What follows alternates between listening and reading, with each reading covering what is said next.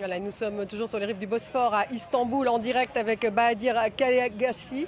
Merci d'être avec nous. Vous êtes président du Bosphore Institute. Bonsoir à vous. On l'a vu, les Européens, les Occidentaux ont salué cette victoire d'Erdogan. Est-ce qu'il n'y a pas un peu d'hypocrisie ou est-ce qu'on peut appeler ça de la réelle politique? Ça dépend d'un leader à l'autre. Si l'Europe était homogène suffisamment pour être appelée d'une manière ou l'autre, ce serait beaucoup plus facile. Mais il y a des leaders qui peuvent avoir une certaine hypocrisie. Il y a certains autres qui peuvent être très sincères. Ça dépend. Mais il n'est nul doute que dans le monde actuel, quand il y a un nouveau président ou bien un élu ou bien un réélu, il faut le féliciter. Et il faut travailler avec. C'est une formalité. C'est plus qu'une formalité, c'est la réalité, mais aussi c'est ce qu'il faut. C'est ce qu'il faut.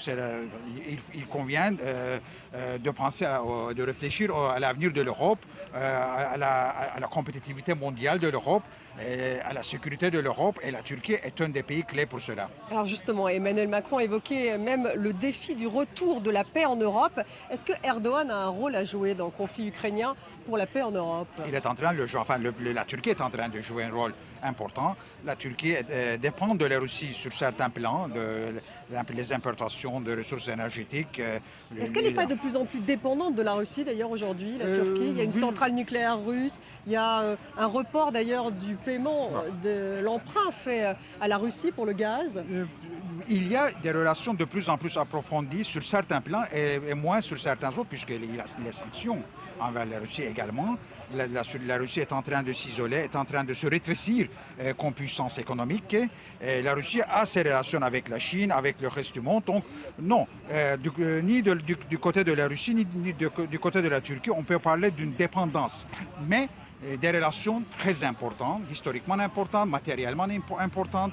Donc, mais dépendance, ce sera un peu trop forcé. La Turquie a toujours l'Union européenne comme partenaire principal concernant le commerce, concernant le tourisme, concernant les investissements, la coopération technologique. Il faut donc peut-être rééquilibrer l'analyse. Alors, il a aussi été félicité par Volodymyr Zelensky, Erdogan. Il y a ces drones, ces fameux drones turcs dont il a parlé pendant la campagne, envoyés à Zelensky. Il va continuer à envoyer des drones à l'Ukraine et en même temps à se rapprocher de Vladimir Poutine, à jouer cette espèce de rôle d'équilibriste. Mais voilà, donc les relations de la Turquie avec l'Ukraine sont également très bonnes. La Turquie ne reconnaît jamais et probablement ne reconnaîtra jamais l'annexion de la Crimée. Il y a des millions de citoyens turcs originaires de la Crimée également. Donc l'Ukraine est importante, est un voisin de la Turquie. Non, c'est une question de réel politique. Il faut faire avec la géographie, il faut faire avec la géostratégie, il faut faire avec les réalités économiques et politiques.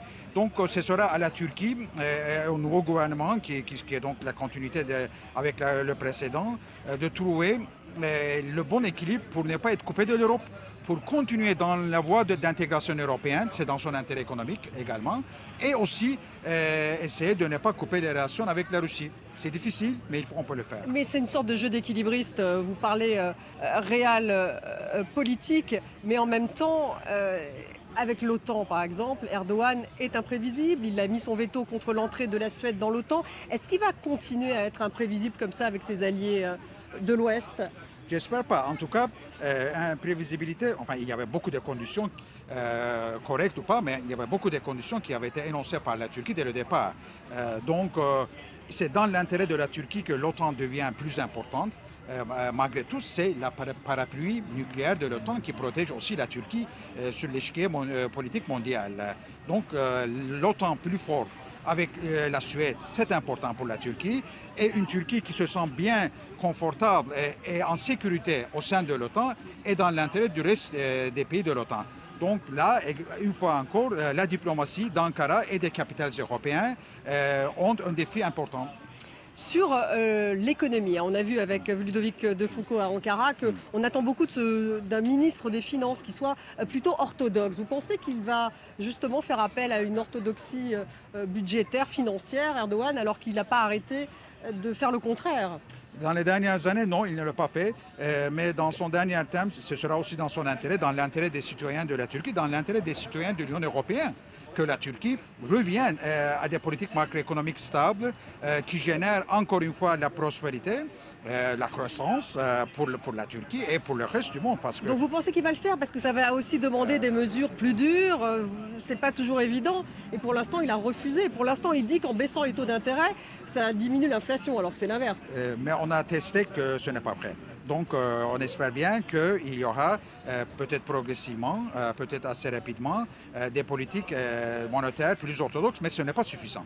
Il conviendrait également de lancer des processus de réforme structurelle pour l'éducation, pour les marchés d'emploi, pour les marchés financiers, pour l'agriculture, pour la technologie. Donc dans tous là, les vous parlez domaines. un peu comme le FMI là. Non, je parle comme n'importe qui, dans n'importe quel pays qui penserait à l'avenir d'un pays quelconque face aux défis du XXIe siècle. On est quand même à l'âge d'intelligence artificielle. On est quand même à une époque de la transition écologique verte. Il n'y a aucun pays qui peut se permettre d'être dissocié des réalités du monde.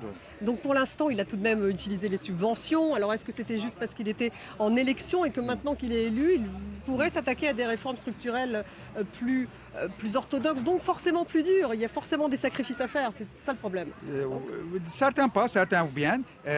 S'il pense à sa place dans l'histoire, s'il veut laisser derrière lui un pays en prospérité, s'il veut un retour à des politiques économiques qui ont connu un succès jusqu'à récemment. La Turquie était quand même un pays qui remplissait les critères de Maastricht, mieux que la plupart des pays membres de l'Union européenne.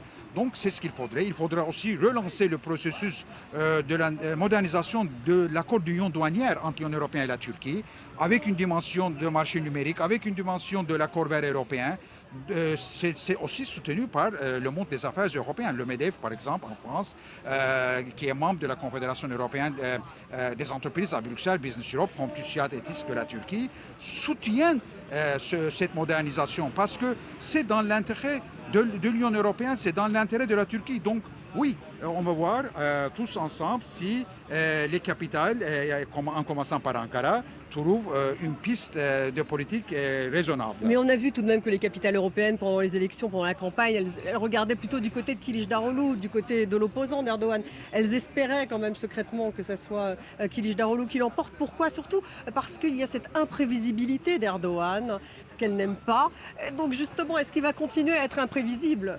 Je crois que pas, enfin j'espère pas, en essayant de faire un peu d'empathie, non, j'espère pas, mais ça arrive partout, hein, l'Italie, les États-Unis, donc l'imprévisibilité et des discours populistes extrêmes, la relation entre les démocraties, l'état des droits d'un part et l'économie de l'autre sont les réalités du XXIe siècle. J'espère que la Turquie va traverser ces examens positivement. Mais les hommes et les femmes d'affaires ont plutôt voté Kılıçdaroğlu. On ne sait pas, ça dépend. Le tissu économique des villes. Je ne sais pas. Il faut leur poser la question.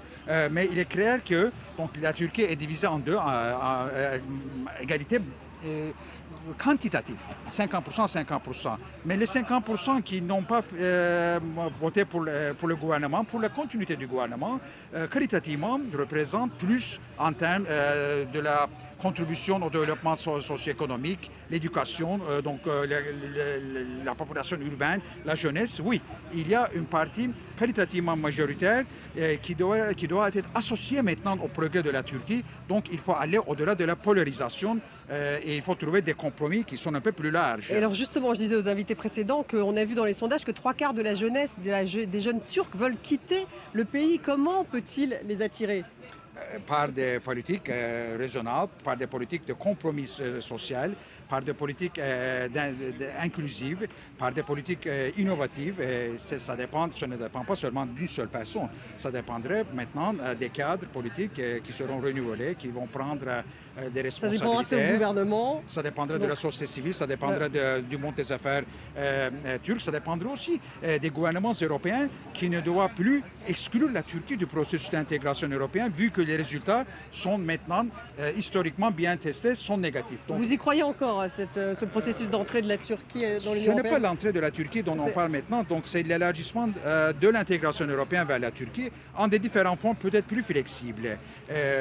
Donc, la communauté politique européenne du président Macron, c'est bien. Donc il faut voir comment la conférence sur l'avenir de l'Europe aura un résultat. Peut-être qu'il y aura une intégration différenciée, mieux institutionnalisée en Europe. En tout cas, et puis il faut relancer l'Union.